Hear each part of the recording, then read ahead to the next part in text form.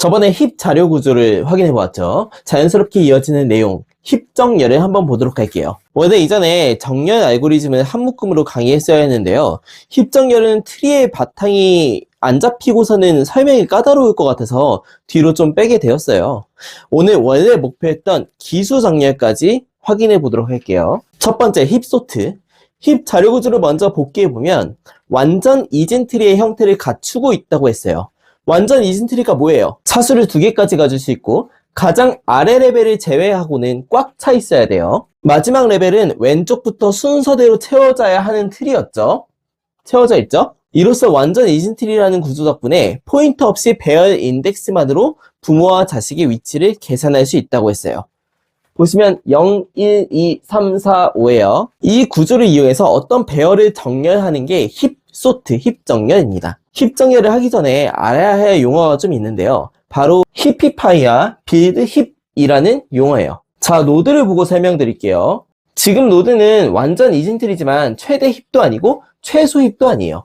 마구잡이로 적혀있죠. 해당 노드는 최대 힙을 만들어가는 과정이라고 생각할게요. 한 서브트리를 볼게요. 자식과 부모를 비교해서 큰 값을 위로 올립니다. 그러니까 특정 노드를 기준으로 해당 서브트리가 힙 조건을 만족하도록 하는 작업이에요. 이 하나의 과정이 히피파이예요. 근데 마지막 서브트리 노드부터 루트 노드까지 보고 하나씩 히피파이를 반복해서 가장 큰 값을 위로 올리는 거, 즉 전체 트리를 최대 힙으로 만드는 과정, 이 과정을 빌드 힙이라고 합니다. 이 2개 용어를 좀 챙겨주시고 힙 정렬을 확인해 볼게요. 정렬, 즉 소트라는 과정을 우리가 이전에 몇 가지씩 봤어요. 항상 단계가 있었어요. 이 힙 정렬에는 규칙이 있습니다. 처음 단계는 빌드 힙을 해주고 이후부터는 루트 기준으로 히피파이를 해주면 돼요. 자, 처음에 빌드 힙을 해준다고 했잖아요. 우리가 육안으로 봤을 때는 뭐 어디서부터 해야 되는지 좀 판단이 돼요. 마지막에 있는 서브트리의 부모 노드부터 루트 노드까지 돌면서 해주면 된다고 했으니까. 자, 마지막 노드가 여기죠. 이렇게 육안으로는 판단되지만 알고리즘은 계산으로서 존재해야 돼요. 마지막 부모 인덱스를 판단하는 기준 2분의 n-1이에요. 여기서 이 괄호는 내림입니다. 즉 10개의 인덱스니 마지막 부모는 인덱스 4번째 위치한 이놈이에요. 이놈. 얘가 4가 나오잖아요. 0, 1, 2, 3, 4, 5, 6, 7, 8, 9예요. 얘가 4번째에 있는 게 계산돼서 얘가 나오는 거예요. 얘부터 히피파이를 해주면 된다는 거예요. 이게 바로 최대 힙을 만드는 과정입니다. 그럼 정렬 한번 시작해 볼게요. 최대 힙을 만들어주는 과정이고 우리가 첫 번째 단계에는 빌드 힙을 해준다고 했어요. 그리고 밑에는 정렬된 배열을 기재할 공간이에요. 처음에 빌드 힙은 4번째 인덱스를 기준으로 올라가면서 정렬해 준다고 했죠. 인덱스로 따지면 0, 1, 2, 3, 4, 5, 6, 7, 8, 9예요. 4번째 서브트리는 여기서부터 변경해주면 되겠죠. 1과 9를 비교합니다. 변경되죠? 왜냐면 9가 더 크니까 이렇게 변경됩니다. 두 번째 5 여기 비교해요. 7이 더 크죠? 바뀌어요. 다음 여기 3이랑 8이랑 바뀌겠죠? 다음 여기 10이 안 바뀌겠지. 그대로 있겠지. 자, 여기 4가 10이랑 바뀌겠죠? 근데 이게 바뀌어진 노드 기준으로 또 비교를 해줘야 돼요. 4를 기준으로 또 아래랑 비교를 해줘야 되는 거야. 자, 4와 9가 바뀔 거예요. 자, 더 이상 안 바뀌겠죠? 왜냐면 4가 더 크니까 1보다. 자, 그러면 10이 맨 위로 올라온 최대 힙이 됐습니다. 자, 이제 10이 여기 가장 들어가고 얘가 없어지고 가장 마지막 노드인 1이 이렇게 올라와요. 왜냐면 우리가 완전 이진 트리이기 때문에 마지막 레벨의 노드는 왼쪽부터 없어져야 되거든요. 삭제가 되면. 이렇게 정렬이 되면서 하나씩 빠지면. 네. 그래서 10이 가장 마지막으로 들어갔습니다. 그러면 이게 첫 번째 단계가 완성된 거예요. 두 번째 단계는 루트 기준으로 히피파이만 해주면 된다고 했어요. 얘가 더 큰 놈, 즉 여기랑 바뀌겠죠? 이게 끝이에요? 아니죠? 얘가 기준이 바뀌었으니까 얘 기준으로 40과 또 비교를 계속 해줘야 돼요. 얘가 7과 바뀌겠지. 자, 그 다음에 얘가 얘랑 바뀌겠지. 그럼 이제 9가 여기 들어가고 얘가 없어져. 그리고 마지막 노드인 1이 또 올라가. 이게 두 번째 단계 끝이에요. 자, 세 번째 단계 볼까요? 얘 1이 바뀌겠죠. 얘랑 바뀌어요? 아니죠. 8이 더 크니까 얘랑 바뀌겠지. 자, 그러고 1 기준으로 또 비교를 해줘야 돼요. 3이 더 크죠? 자, 됐어요. 8이 이제 여기 들어오고 얘가 없어지고 마지막 노드인 5가 올라갑니다. 5와 7과 바꿔줘. 에이. 자, 5와 6과 바꿔. 또 네 번째 단계 7이 여기 올라갈 거야 이제. 7이 여기 올라가고 마지막인 2가 뿅 하고 올라갑니다. 예.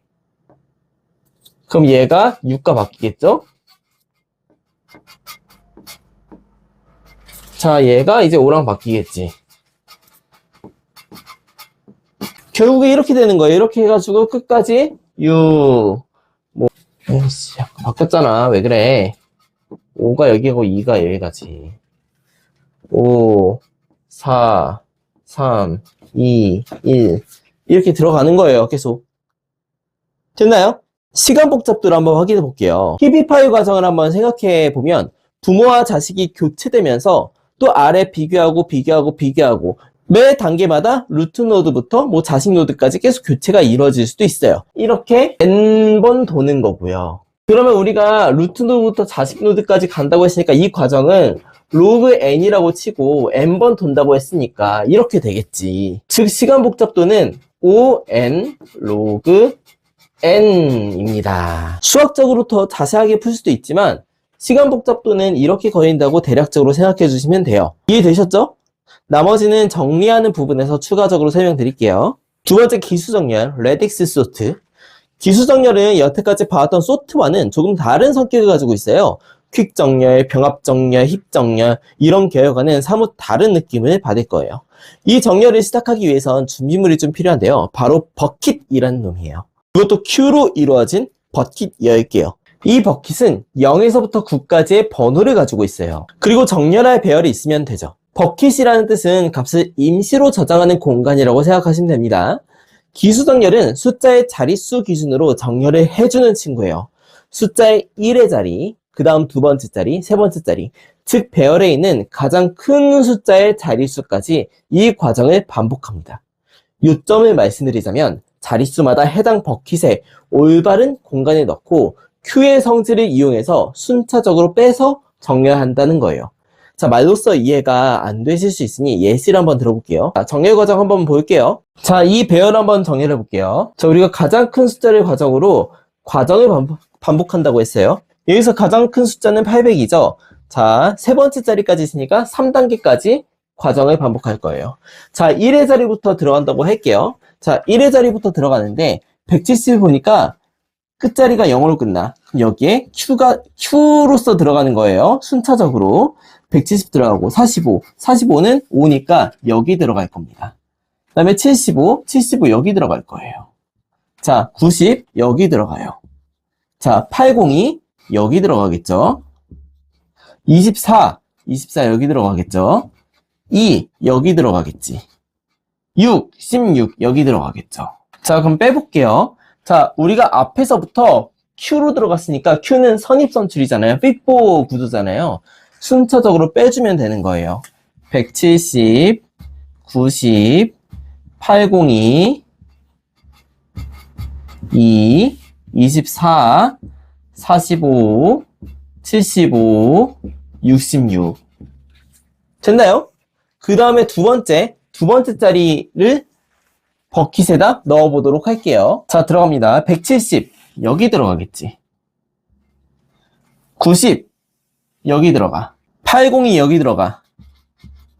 2는 1의 자리까지밖에 없으니까 얘는 이제 빼주면 돼요. 파이널. 정렬된 배열로. 2는 여기 들어갑니다, 이제. 24는 여기, 24 여기 들어가겠지. 24. 45. 75, 66, 2스텝. 빼볼게요, 이제. 8, 0, 2. 자, 돌았습니다. 자, 이제 세 번째 단계를 돌 차례예요. 세 번째 자리 기준으로 좀 넣어주면 되겠죠? 802. 이제 두 번째 자리는 다 이제 넣을 수가 없는 거야. 이제 파이널 베어로 들어가면 되죠. 24, 45, 66, 170, 170. 버킷으로 들어가고, 75, 90. 자, 이제 버킷에 들어간 거 빼볼게요. 170, 802가 되겠지? 자, 네 번째 단계 갈 게 있나요? 네 번째 자리가 없죠? 그대로 이제 뒤로 넣어주면 돼요. 170, 802. 이렇게 정렬된 형태를 볼 수가 있어요. 이게 정렬 끝난 거예요. 이렇게 버킷을 이용해서 정렬하는 거 되게 신기하죠? 어떤가요? 생각보다 심플한 느낌이 들죠? 물론 단점이 있어요. 기수정렬은 정수형 데이터나 문자열 데이터가 있는 곳에서 이제 활용해서 정렬이 된다는 거예요. 왜냐면 자릿수 기준이니까. 즉 객체형 데이터는 적용이 좀 어려울 수 있어요. 그리고 버킷이 있다는 건 추가 메모리를 소모한다는 거고요. 또 별 안에 데이터가 자릿수가 많다? 자릿수가 커질수록 속도가 느려질 거예요. 그래서 이 정렬의 시간 복잡도를 보면 ODN이에요. 생소하죠? 여기서 D는 가장 큰 숫자의 자릿수를 의미해요. 그래서 즉 D 곱하기 N이 되는 거예요. 시간 복잡도만 놓고 보면 이론상으로는 퀵 정렬, 병합 정렬보다도 좀 빠른 성능이 나올 수는 있어요. 됐나요?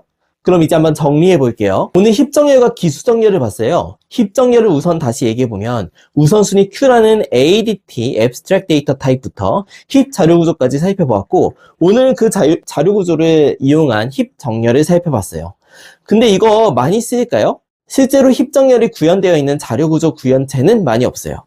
자바에서도 병합 정렬과 삽입 정렬을 사용한 팀 소트, 그리고 퀵 소트는 내부적으로 사용되고 있지만 힙 정렬은 안 쓴단 말이죠. 우선순위 Q까지만 써요. 프리오리티 Q요. 힙 정렬 자체만 놓고 보면 앞선 두 개의 정렬보다 속도 면에서 떨어질 수가 있어요.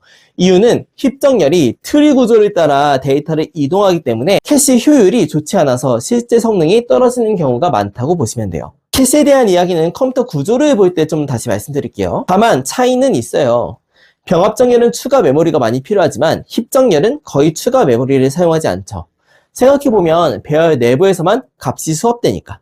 물론 메모리를 극한으로 제한하는 환경에서는 좀 쓰일 수도 있겠죠. 이제 기수 정렬을 다시 얘기해 볼게요. 기수 정렬은 이렇게 표현하고 싶어요. 비교 기반 정렬에 O(n) log n 한 개를 깨는 특수한 정렬이다. 효율 면에서 다른 정렬보다 높은 성능을 가지고 있을 수 있지만 적용 가능한 데이터가 제한적이라는 점이 단점이죠.